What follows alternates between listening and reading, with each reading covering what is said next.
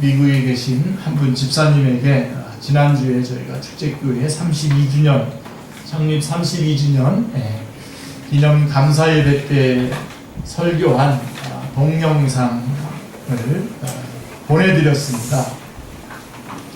지금 들어온 우리 진솔 진무사님 어머니한테 제가 32주년 기념 감사 예배 때 한 설교 동영상을 보내드렸는데 이 동영상을 다 들으시고 다 보시고 축제교회 32주년을 기념하신다고 축하한다고 하시면서 축제교회가 말씀 안에서 하나님의 사랑과 은혜가 흘러넘치는 필라델피아 교회와 같은 교회가 되기를 기도합니다 라고 이렇게 축복의 말씀을 보내주셨습니다. 아멘. 제가 원래 준비하고 있었던 말씀이 있다가 이 말씀을 받고 난 다음에 그렇다. 그럼 오늘 필라델피아 교회에 대해서 좀 한번 살펴보는 게 좋겠다. 그래서 말씀을 필라델피아 교회의 말씀으로 따로 새롭게 준비를 해서 오늘 여러분에게 말씀을 증거합니다. 자, 여러분 필라델피아 교회는 7개의 아시아의 소아시아에 있는 7개 교회 중에 서문학교회와 함께 칭찬만 들은 교회 중에 하나입니다. 그래서 필라델피아 교회는 작은 능력을 가진 교회이면서도 책망은 없고 칭찬만 받은 교회입니다. 그래서 주님의 모습이 나오거든요. 요한계시록 3장 7절 8절에 보면 주님의 모습이 나옵니다. 이 필라델피아 교회에 임하신 주님의 모습.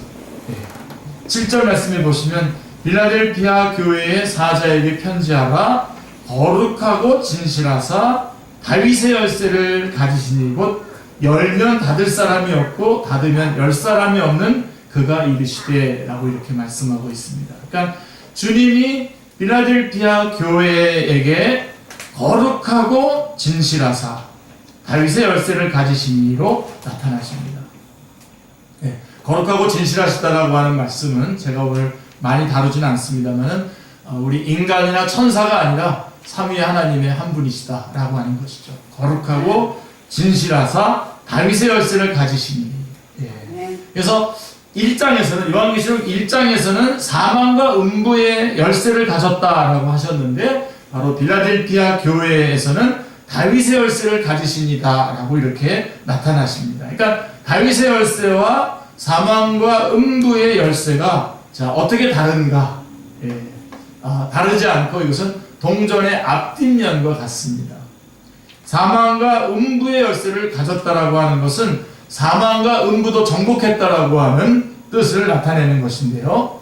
전에는 사망과 음부의 열쇠를 죽음의 권세, 죽음의 세력을 잡은 자 마귀가 갖고 있었다고 할 수 있는데 그런데 주님께서 오심으로 말미암아 죽으시고 살아나심으로써 마귀에게서 그 권세를 박탈하신 것입니다.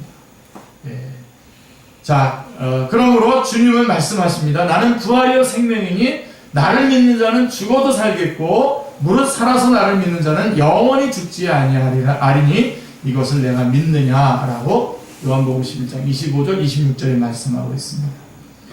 요한계시록 1장 17절 18절 말씀을 보면 사망과 음부의 권세를 가졌다라고 하는 말씀은 사도 요한에게 두려워하지 말라라고 하는 말씀과 함께 준 겁니다. 두려워하지 말라라고 하는 말씀과 함께 내가 사망과 음부의 권세를 가지고 있다라고 말씀하셨다고 한다면 그렇다면 주님께서 필라델피아 교회에게 다윗의 열쇠를 가지신 이로 나타나심은 어떤 의도에서인 것이겠습니까? 다윗의 열쇠란 이사야서 22장 22절에 있는 말씀을 인용하는 거거든요. 그래서 여러분 요한계시록은 어려운 게 아니라 요한계시록은 이 한 성경으로 되어 있는 전체 성경의 결론 부분이기 때문에 중간중간에 있는 이야기들을 막 다 알고 있다고 생각하고 막 나오거든요. 그래서 어려운 거예요. 그러니까 안 어려우려면 여러분들이 성경을 쫙 항상 잘 읽고 계셔야 됩니다. 잘 읽고 계셔야 되는데 바로 지금 이 다윗의 열쇠라고 하는 이 말씀도 이사야서 22장 22절에 나와 있는 말씀을 인용해서 말씀하고 있는데요. 거기에 보면 히스기야의 국고를 맡은 국고의 열쇠를 맡았던 셈나라고 하는 사람이 주인의 집에 수치를 끼쳤습니다. 좀 공금을 횡령했어요. 자기를 위하여 호화로운 묘실을 만들었습니다. 그래서 이 국고의 열쇠를 맡았던 그 일을 박탈하고 엘리야김에게 주면서 한 말씀이 바로 이 다윗의 열쇠입니다. 내가 또 다윗의 집의 열쇠를 그의 어깨에 두리니 그가 열면 닫을 자가 없겠고 닫으면 열 자가 없으리라 라고 이렇게 말씀하고 있습니다. 그 말씀이 이제 요한계시록에 와서 이제 결론 부분에 와서 지금 이렇게 막 적용이 되고 있는 것이죠. 그러므로 주님께서 다윗의 열쇠를 가졌다라고 하는 것은 다윗 왕국, 다시 말하면 메시아 왕국의 절대 주권이 주님께 있음을 나타내는 말씀입니다. 네, 그렇죠. 다윗의 왕국은 예수 그리스도로 이루어지는 하나님의 나라를 말씀하고 있는 것입니다. 자, 그런데 8절 말씀에 보면 오늘 요한계시록 3장 8절 말씀에 보면 내가 내 앞에 열린 문을 두었을 때 라고 말씀하고 있습니다. 자, 주님은 열쇠만 갖고 계신 것이 아니라 빌라델피아 교회 앞에 문을 활짝 열어놓으셨다는 것입니다. 자, 그렇다면 주님께서 열어놓으신 문이란 무슨 문입니까? 자, 하나님께서 목동이었던 다윗을 택하셔서 그에게 메시아 언약을 세워주셨죠. 그 메시아 언약이 사무엘하 7장 12절부터 16절에 나와 있거든요. 아마 이걸 다 이렇게 확인해 한번 이거 굉장히 중요한 부분이기 때문에 우리 충현 형제님이 또 띄워주셨기 때문에 한번 볼게요. 내 수완이 차서 내 조상들과 함께 누울 때에 내가 내 몸에서 나를 내 씨를 내 뒤에 세워 그의 나라를 견고하게 하리라. 그는 내 이름을 위하여 집을 건축할 것이요 나는 그의 나라가 왕위를 영원히 견고하게 하리라. 나는 그에게 아버지가 되고 그는 내게 아들이 되리니 그가 만일 주를 범하면 내가 사람의 매와 인생의 채찍으로 징계하려니와 내가 내 앞에서 물러나게 한 사울에게서 내 은총을 빼앗은 것처럼 그에게서 빼앗지는 아니하리라. 그리고서 70장 10절에 내 집과 내 나라가 내 앞에서 영원히 보존되고 내 왕위가 영원히 견고하리라 라고 말씀하셨습니다. 그러니까 내 왕위가, 그러니까 지금 다윗에게 하는 말입니다. 다윗에게 얘기하면서 네 왕위가 너의 아들 솔로몬에게 내려갈 거라는 거예요. 직접적으로는 그 얘기를 하는 거지만 사실은 다윗의 왕위가 영원할 것이다, 영원히 보존될 것이라는 것은 다윗의 자손으로 오시는 누구를 말하는 거죠? 예수 그리스도에게까지 그 왕위가 쭉 내려. 그러니까 창세기 3장 15절에서 원복음, 원래 여자의 후손으로 말미암아 모든 우리를 구원해 주실 거라고 하는 약속이 쭉 이어져가 아브라함 언약으로 내 씨가 만민, 그 씨는 바로 이삭을 말하지만 예수 그리스도를 말하는 거죠. 아브라함의 후손. 그 다음에 다윗의 왕위가 영원하리라. 그래서 마태복음 1장 1절에 뭐라고 됩니까? 아브라함과 다윗의 자손 예수 그리스도의 계보라고 그러서 예수님께서 요한복음 19장 30절에서 다 십자가에서 다 이루었다라고 이렇게 말씀하실 때 성전의 휘정이 찢어지지 않습니까? 이게 다 메시아 언약입니다. 다시 말해서 한마디로 얘기해서 구약이든 신약이든 그 누구든지 간에 다 예수 그리스도로 말미암아 이름만 다르고 그런 것들만 이렇게 먼저 겪고서 믿거나 아니면 바라보고 믿거나 다 예수 그리스도로 말미암아 구원받는 그 다윗의 왕위, 다윗의 왕국, 바로 그 열쇠, 그게 바로 다윗의 열쇠입니다. 그 열쇠를 가지신 이가 지금 빌라델피아 교회에게 지금 말씀하고 있다라고 하는 것이죠. 그래서 요한계시록에서는 주님을 유다 지파의 사자 다윗의 뿌리 또는 다윗의 뿌리요 자손이니라고 이렇게 말씀하고 있습니다. 자, 이런 맥락에서 볼 때에 다윗의 열쇠란 예수 그리스도의 구속으로 말미암아 열리게 된 구원의 문을 열어놓으신 열쇠입니다. 그러니까 예수님을 믿음으로 말미암아 들어가는 그 구원의 문의 열쇠를 가지고 계신 거룩하시고 진실하신 이가 빌라델피아 교회에 지금 말씀하고 있습니다. 그래서 8절은 능히 닫을 사람이 없으리라. 이 문을 능히 닫을 사람이 없으리라 라고 말씀하고 있습니다. 이것은 그가 열어놓으신 문을 통하여 들어가게 된 자는 그 구원을 상실할 염려가 없다 라고 하는 것을 나타내는 거예요. 없다 있다는 여러분이 맞히셔야 됩니다.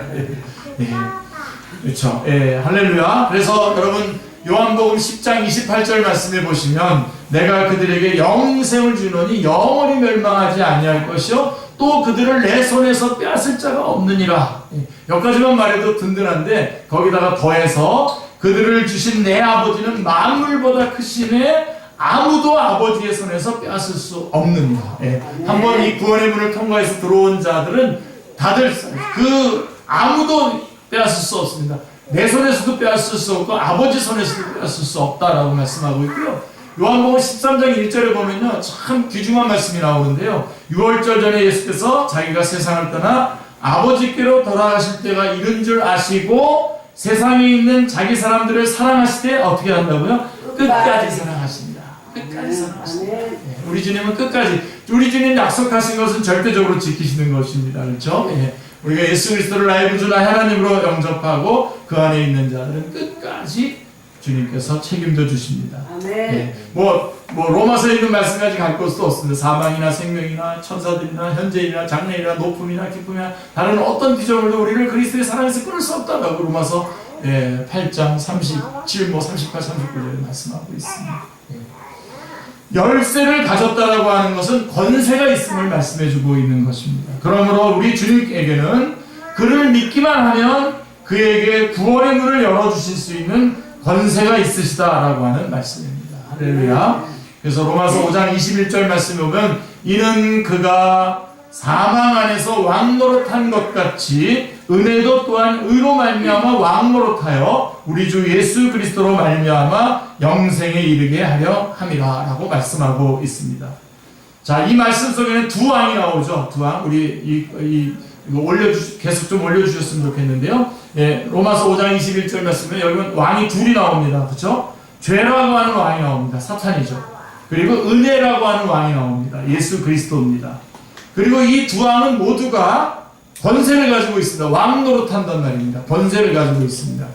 죄라고 하는 왕은 사망의 권세를 가지고 있는데 그러므로 사람들은 죽기를 무서워함으로 평생에 매여 종노릇하면서 지옥으로 끌려가고 있는 것입니다. 그러면 은혜라고 하는 왕, 예수 그리스도에게 있는 권세는 무엇입니까? 은혜도 또한 의로 말미암아 왕노릇한다라고 말씀하고 있습니다. 자, 다시 말해서 그에게 오기만 하면, 예수 그리스도에게로 오기만 하면, 믿기만 하면 그가 어떠한 자이든지 의롭다고 여겨주실 수 있는 권세가 은혜의 왕에게 있다는 것입니다. 할렐루야. 이게 굉장히, 이게 복음의 핵심입니다, 여러분. 보세요. 죄에게, 사탄에게 사망의 권세가 없다면 우리가 두려워할 필요가 뭐가 있습니까? 반면에 예수님에게, 은혜의 왕이신 예수님에게 의롭다 여겨줄 권세가 없다면 죄인에게 별로 은혜가 될 게 뭐가 있겠습니까? 별 유익이 되지 못할 거라는 거죠. 그러니까 사탄에게는 우리를 사망으로 끌고 갈 수 있는 그런 권세가 있는 거고, 그러니까 사탄이 우리가 죄를 짓게 되면 사망이 죄를 쏘게 되는 이것을 사탄이 가지고선 우리를 이끈다는 거죠. 근데 예수 그리스도께서는 반면에 예수 그리스도께서는 우리를 그러한 죄의 권세에서 우리를 물리쳐 주시고 생명으로 인도할 수 있는 권세가 있으시다. 그러니까 은혜가 되는 거죠. 아멘. 은혜가 되는 겁니다. 이것이 구원의 문을 통하여 하나님 존전에 나아가게 해주시는 다윗의 열쇠여 열린 문인 것입니다. 아멘. 그래서 주님께서 이렇게 열어놓으신 이 문을 닫을 수 있는 자란 아무도 없습니다. 할렐루야. 아멘. 저희 선생님이신 유도순 목사님께서는 저를 만날 때마다 제가 좀 저희 교회가 연약하다 싶으시니까 항상 필라델피아의 교회에 그런 열린 문이 우리 축제교회에 항상 열려 있기를 바랍니다. 항상 축복해 주십니다. 그렇게 여러분 같이 우리 축복을 받으시길 바랍니다. 이 말은 한마디로 얘기하면 우리에게 구원의 확신을 주는 말씀인 것입니다. 요한계시록 전체를 한 말씀으로 딱 요약을 하면 뭐냐면요, 파이팅입니다. 파이팅. 제가 사랑하는 우리 이상 목사님께서 그의 책에서 요한계시록 전체가 뭐냐, 파이팅이다. 싸워서 이겨라, 승리해라 라고 하는 그런 건데, 이 말씀은 뭐냐면 처음부터 필라델피아 교회에게 말씀하시면서 처음부터 구원의 확신을 가지고 파이팅해라 라고 하는 말씀인 것입니다. 그래서 8절 말씀에 보시면 칭찬이 나오는데요, 내가 내 행위를 아노니 내가 작은 능력을 가지고서도 라고 말씀하고 있습니다. 여러분, 필라델피아 교회는 작은 능력을 가진 교회입니다. 작은 능력. 예. 여러분, 작은 능력을 가졌다라고 하는 것은 뭐 자랑하거나 칭찬을 받기는커녕 부끄럽고 책망을 받을 만한 일 아닙니까? 능력이 조금밖에 없다는 거는. 그럼에도 불구하고 어떻게 필라델피아 교회는 칭찬만 있고 책망은 없는 교회가 되었습니까? 자, 이게 오늘 우리가 풀어야 될 아주 중요한 내용입니다. 이 작은 능력이라고 하는 것이 8절에 내 말을 지키며 내 이름을 배반하지 아니하였도다 라고 이렇게 말씀되어 있습니다. 작은 능력. 예. 그러니까 작은 능력의 방점이 지켜 있는 게 아니죠, 그죠? 예. 내 말을 지키고 작은 능력을 가지고 있음에도 불구하고 내 말을 지키고 예, 배반하지 아니했다라고 하는 것이죠. 예. 그래서 이 작은 능력이라고 하는 것이 내 말을 지키며 내 이름을 배반하지 아니하였도다라고 하는 말씀과 결부될 때에 그것이 대단한 일이었고 칭찬을 받을 만한 것이었다라고 하는 것입니다. 자, 그래서 빌라델피아 교회는 작은 능력을 가진 교회이고 그러므로 빌라델피아 교회는 말씀을 지킨 교회입니다. 꼭 붙잡으시길 바랍니다. 말씀을 지킨 교회. 루터도 말했죠. 그 교회가 살아있는 교회냐 죽은 교회냐를 확인하려면 그 교회의 칭의교리가 제대로 선포되느냐 안 되느냐. 칭의교리. 믿음으로 의롭다함을 얻는. 다시 말해서 말씀의 핵심인 구원의 핵심, 믿음으로 구원받는다라고 하는 이 말씀. 여러분, 이것을 작은 일로 여길 것이 아닙니다. 말씀을 지킨 교회, 빌라델피아 교회는 말씀을 지킨 교회입니다. 뭐 화려하게 무슨 어떤 아무것도 없어요. 적은 능력밖에 없는 교회인데 그들이 칭찬을 받았던 가장 소중한 것은 그들이 말씀을 지켰다는 것입니다. 그 교회가 참 교회냐 거짓 교회냐의 표지가 되기 때문에 그렇습니다. 말씀을 지키느냐 안 지키느냐. 여러분, 사도적인 교회라고 하죠. AD 381년에 니케아 회의를 거친 이제 콘스탄티노플 회의가 있었는데요. 381년에 거기에서 니케아 콘스탄티노플 신조가 이렇게 확정이 되는데 거기에 교회에 대해서 이렇게 말합니다. 우리는 하나이고 거룩하고 보편적이고 사도적인 교회를 믿습니다 라고 이렇게 고백하고 있습니다. 여러분들이 지금이라도 이렇게 그 니케아 콘스탄티노플 신조하고 찍으면 이제 거기 나옵니다. 짧게 나오는데요. 예, 우리는 하나이고 거룩하고 보편적이고 사도적인 교회를 믿는다. 예, 우리는 성경이 말하고 있는 겁니다. 이거를 이제 그 회의가 결정을 한 건데요. 자, 사도적이어야 한다라고 하는 것이 무슨 뜻이냐면 바로 사도들이 전해준 말씀 위에 서야 한다는 의미입니다. 에베소서 2장 20절로 22절 말씀에 보면 잘 나와 있거든요. 너희는 사도들과 선지자들의 터 위에 세우심을 입은 자라. 그리스도 예수께서 친히 모퉁이 돌이 되셨느니라. 그 안에서 건물마다 서로 연결하여 주 안에서 성전이 되어가고 너희도 성령 안에서 하나님이 거하실 처소가 되기 위하여 그리스도 예수 안에서 함께 지어져 가느니라. 이렇게 말씀하고 있습니다. 자, 그래서 사도들, 선지자들과 사도들의 그 말씀이 교회에 터를 놓는 거거든요. 그렇기 때문에 여러분, 지금도 또 사도가 있다고 그러는 건 다 거짓말입니다. 속으시면 안 됩니다. 여러분, 한번 이 말씀에 터를 놓고 거기에 모퉁이 돌이 예수님이시고 우리가 거기에서 이렇게 지어져 가는 것이 교회입니다. 그러니까 교회의 터는 사도들과 선지자들의 말씀, 다시 말해서 오늘 성경 말씀이 그 기준이라고 하는 것이죠. 그래서 이 말씀은 우리를 가리켜서 사도들과 선지자들의 터 위에 세우심을 입은 자라고 말씀하고 있는 것입니다. 그러니까 우리가 교회가 된다라고 하는 것은 말씀에 기초를 놓고 거기에 모퉁이 돌이 예수님이시고 우리는 그 위에 지어져서 세워진 자들이 바로 우리가 교회입니다. 그러니까 우리가 교회인 겁니다, 여러분. 이 장소가 교회가 아니에요. 이 장소는 이건 예배당입니다. 예배당이고 저쪽은 교육관이고 그런 겁니다. 예. 그리고 중간에 또 우리 복지관이고 대단한 우리 이 방송만 들으시는 분은 대단하구나 그럴 줄 모르는데 우리가 교회라고 하면서 우리 한 사람 한 사람이 바로 그런 교회인 겁니다. 거기에 세워져 있는 거죠. 말씀 위에 세워져 있는 것입니다. 아멘. 그러니까 사도들과 선지자들의 터, 즉 그들이 전해준 성경 말씀에 서 있지 않고는 교회가 될 수가 없는 겁니다. 아멘. 네. 그래서 말씀을 통하지 않고는 교회의 주인이시오 머리이시오 모퉁이돌이 되시는 주님과 연결될 길이 없는 것입니다. 예.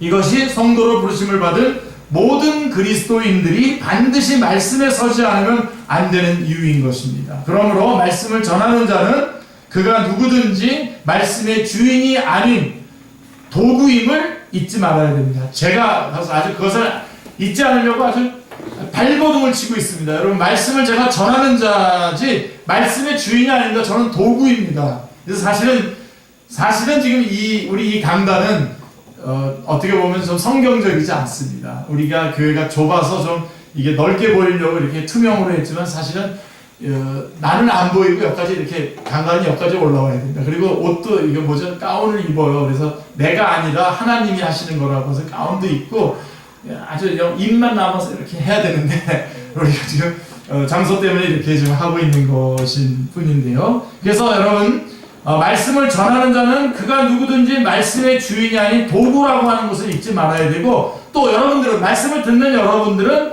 그 말씀을 전하는 사람이 아니라 그가 전하고자 하는 말씀을 붙잡아야 됩니다. 말씀을 포착해야만 합니다. 다시 말하면 말씀을 전하는 자는 자신이 우상으로 드러나지 않도록 끊임없이 자기를 절제하고 부인해야 됩니다. 유명한 목사, 그 다음에 무슨 능력 있는 목사, 이거 다 뻥입니다. 여러분, 속지 마세요. 제가 그냥 단호하게 말합니다. 예. 유명해질 수가 없어요. 특별한 말, 성경이 아닌 말을 해가지고 뜨는 방법이 있는데, 그렇게 되면 뜨는 순간 잘못된 겁니다.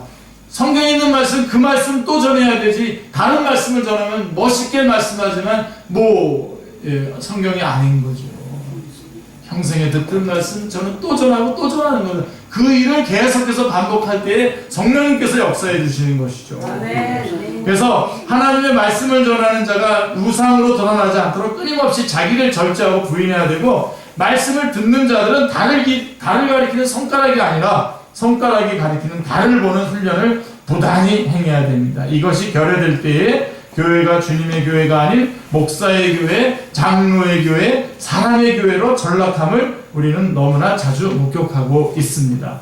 은혜로워야 될 주님의 교회가 사람의 교회로 전락되는 그런 어리석음을 범하지 않아야 됩니다. 그래서 우리 말씀 위에 세워진 교회는, 사도적인 교회는 말씀에 대해서 경건하게 접근합니다. 예배가 소중해요. 그래서 그 다음에 말씀을 정확하게 숙지해야 됩니다. 그래서 성경 공부를 해야 됩니다. 그리고 또 말씀에 대해서 절대적으로 순종해야 됩니다. 기도가 중요해요. 절대적으로 순종하는 기도가 필요하지 않습니까? 그리고 이 사도적인 교회는 말씀을 분명하게 전달해야 됩니다. 그래서 우리가 이렇게 명확하게 전달하는 훈련이 필요하게 되겠죠. 그래서 이 다 말씀과 관련되어 있는 겁니다. 교회는. 예, 말씀에 대해서 경건하게 접근하는 예배, 말씀을 정확하게 해야 되는 성경 공부, 우리 주일날 오후 같은 경우는 성경 공부나 수요일날 교리 공부가 바로 그런 것이죠. 그 다음에 말씀을 삶의 현장에서 절대적으로 지켜내야 되기 위해서는 우리 힘으로 안 되죠. 성령님께 간구해서 기도로 우리가 이겨낼 수 있는 것이죠. 그리고 이 말씀을 누구에게나 전할 수 있도록 분명히 전할 수 있는 훈련을 해야 된다고, 전도 폭발을 하든 훈련을 해서 전해야 되는 것이죠. 다 말씀과 관련되어 있는 것입니다. 그래서 이 필라델피아 교회는 말씀을 지킨 사도적인 교회입니다. 그러므로 필라델피아 교회를 향한 우리 주님의 칭찬하시는 핵심은 필라델피아 교회가 작기 때문이 아니라 말씀을 지켰다는 데 있는 것입니다. 네, 말씀을 지킨다는 것은 그렇게 간단하고 쉬운 문제가 아닙니다. 앞에서 살펴본 교회들이 책망을 받게 된 원인이 어디 있습니까? 앞부분에서 우리 지금 오늘은 지금 필라델피아 교회를 6번째 교회를 얘기하지만 앞에 있는 교회들 가운데에 발람의 교훈이랑 니고라당의 교훈을 그대로 받아들였던 버가모 교회라든가, 그 다음에 이세벨의 교훈, 두아디라 교회 같은 교회들은 그들은 그러한 다른 교훈들을 지켰기 때문에 책망을 받은 것입니다. 자, 그러나 이 필라델피아 교회는 작은 능력을 가졌음에도 불구하고 사탄의 회당과 자칭 유대인이라고 하는 자들의 거짓말에도 회유됨이 없이 내가 나의 인내의 말씀을 지켰은즉 이라고 10절에 말씀하고 있습니다. 자, 필라델피아 교회는 말씀을 지켰습니다. 작은 능력을 가진 교회이면서도 말씀을 지킨 교회였고요. 그 다음에 그러므로 필라델피아 교회는 믿음을 지킨 교회였습니다. 믿음을 지킨 교회. 자, 내 말을 지키며 라고 한 것은 믿음을 지켰음을 뜻하는 것입니다. 믿음이란 이게 약속의 말씀이기 때문에 믿는 겁니다. 네. 그래서 약속의 말씀, 우리 약속으로 주어진 말씀이기 때문에 믿는 겁니다. 예. 네. 그래서 내 이름을 배반하지 아니하였도다 라고 말씀하시는 것이죠. 말씀을 배반하는 것이 곧 주님을 배반하는 것이 되기 때문입니다. 자, 그래서 그렇기 때문에 빌라델피아 교회는 인내하는 교회입니다. 인내의 교회.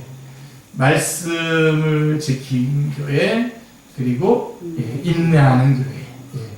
왜냐하면 지켰다라고 하는 것.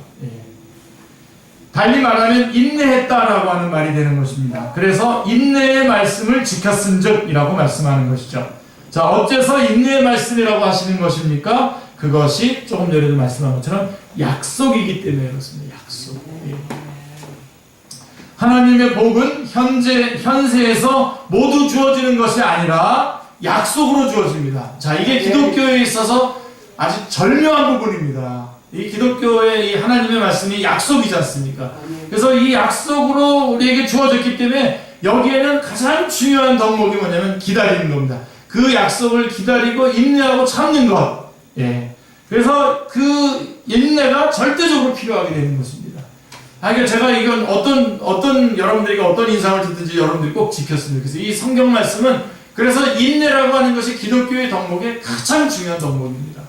그래서 보면요, 사도 바울도 보면요, 사도가 되는 그 가장 중요한 덕목 중에 첫 번째가 뭐냐면 오래 참는 겁니다. 보세요. 로마서 8장 24절 25절 말씀에도 보시면요, 자, 우리가 소망으로 구원을 얻었으매 보이는 소망이 소망이 아니니 보는 것을 누가 바라리요. 만일 우리가 보지 못하는 것을 바라면 참음으로 기다릴지니라 라고 말씀하고 있죠. 그래서 말씀을 지키고 믿음을 지킨다라고 하는 것은 인내 없이는 불가능한데요. 그러므로 사도 바울은 사도의 표로 참음을 첫 손가락에 꼽고 있습니다. 고린도후서 12장 11절 12절 말씀해 보시면 내가 어리석은 자가 되었으나 너희가 억지로 시킨 것이니 나는 너희에게 칭찬을 받아야 마땅하다. 내가 아무것도 아니나 지극히 크다고 하는 사도들보다 조금도 부족하지 아니하니라. 사도의 표가 된 것은 내가 너희 가운데서 모든 참음과 표적과 기사와 능력을 행한 것이야.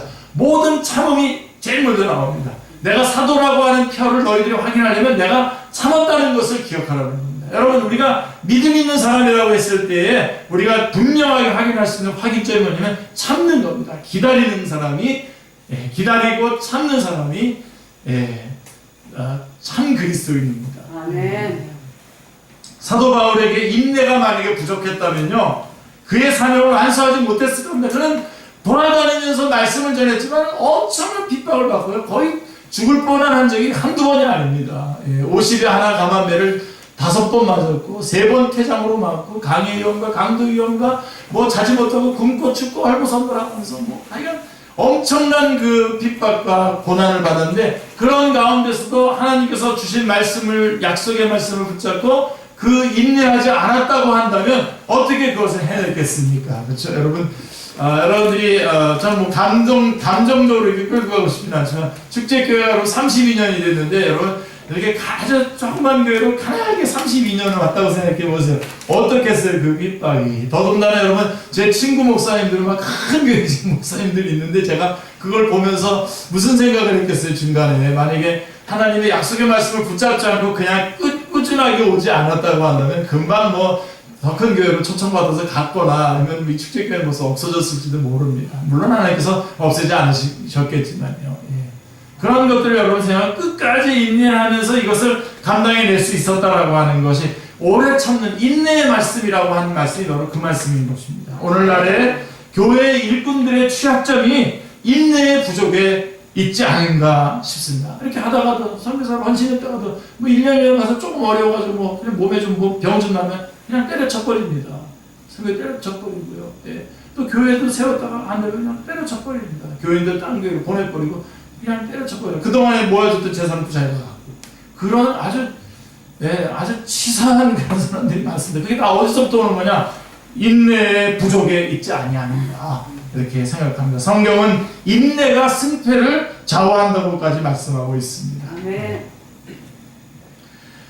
그래서 빌라델피아 교회는 승리한 교회입니다. 9절부터 11절 말씀 보면 격려가 나오는데요, 빌라델피아 교회는 승리한 교회인 것입니다. 왜냐하면 주님께서 그들에게 유대인 엿을 주어 그들의 발 앞에 절하게 하겠다고 말씀하시기 때문입니다.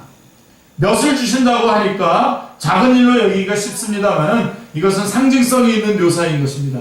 빌라델피아 교회를 굴복시키려던 유대인들이 도리어 그들 앞에 굴복하게 될 것이라고 하는 말씀이기 때문입니다. 승리를 주시겠다는 것입니다.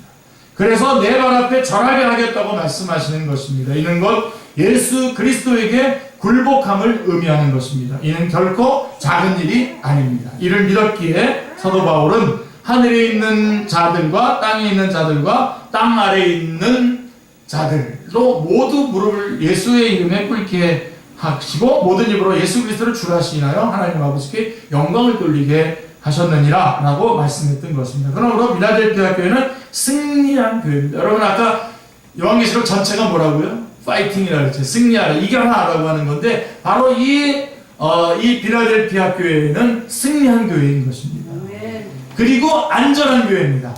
빌라델피아는 그리고 안전해. 왜냐하면 10절 말씀이 뭐라고 되냐면 내가 나의 인내의 말씀을 지켰으면 내가 또 너를 지켜주겠다는 겁니다.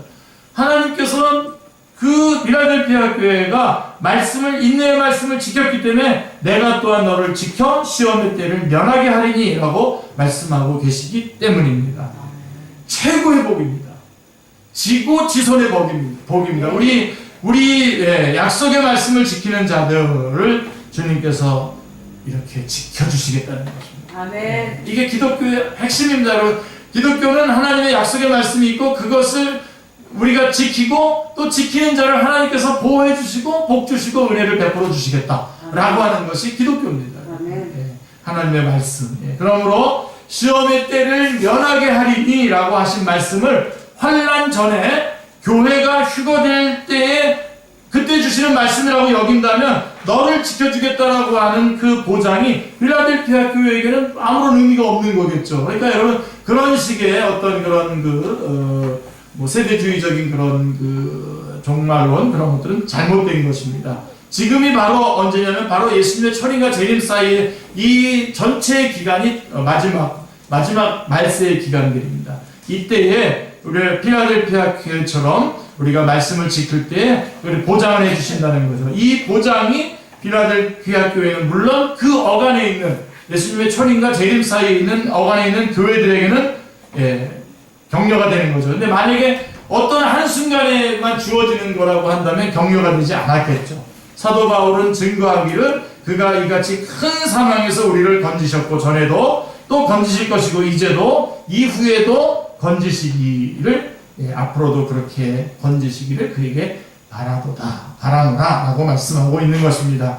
그래서 여러분 그 유명한 구절 아시죠? 고린도전서 10장 13절 말씀은 여러분 다 암송하시고 항상 그 위로를 받으셔야 되는데 사람이 감당할 시험 밖에는 너희가 당한 것이 없나니 오직 하나님은 미쁘사 너희가 감당하지 못할 시험 당함을 허락하지 아니하시고 시험 당할 즈음에 또한 피할 길을 내사 너희로 능히 감당하게 하시느니라.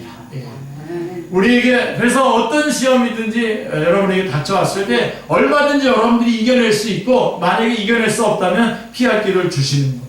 아멘. 이겨낼 수 있도록 해주시고 이겨낼 수 없다면 피할 길을 주시지 우리로 하여금 겪는 그 시험 때문에 우리가 그것 때문에 자초하거나 망하지 않습니다. 아멘. 주님의 약속의 말씀이 바로 고린도서 10장 13절의 말씀입니다. 이것이 또한 시험을 명쾌하시는 하나님의 방법이기도 합니다. 그래서 11절 말씀을 보시면 내가 속히 오리니 내가 가진 것을 굳게 잡아.